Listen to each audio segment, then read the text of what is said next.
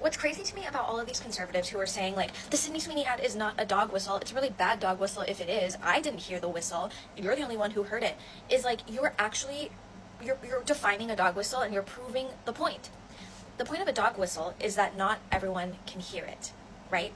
Some people who are in tune with the message, who understand the point of that kind of advertisement, the white supremacists, for example, will hear it. And so will people like me and others who are educated and have media literacy and have learned about the history of dog whistles and white supremacist dog whistles in advertisements for things like clothes and soap, etc. So when these people say, I didn't hear the whistle, you're the only one who heard it, that's not a flex. The only flex is that maybe you're not a completely like down bad white supremacist, but it doesn't mean that it doesn't exist. People are hearing it, because we have learned about the history of dog whistling and white supremacist dog whistling in media for decades. People have studied this. This isn't just something we came up with yesterday. This is something that's been going on in history for decades, and it's been happening in our country. Google eugenics soap advertisements, or like white supremacist racist soap advertisements in USA, and go look at the soap ads, for example, where they have like ads of like someone who's black cleaning themselves and then they turn white,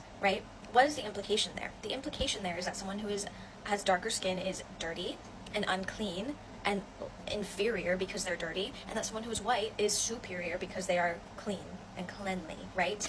People talking about this, it's not rage bait, and we're not like just being lived up. Like, it is important to recognize when these things happen and point them out. Even if not everybody notices it, it is important for the ones who do to point it out, to teach people, hey, I know you're not seeing what I'm seeing, so I'm explaining it to you so you can understand. And even if you still are like confused about it, it's education. This isn't the first ad like this. It's not going to be the last. So when you start to build your media literacy, start to learn about the history of dog whistling and racism in advertisements in the United States alone, you'll start to see these things more.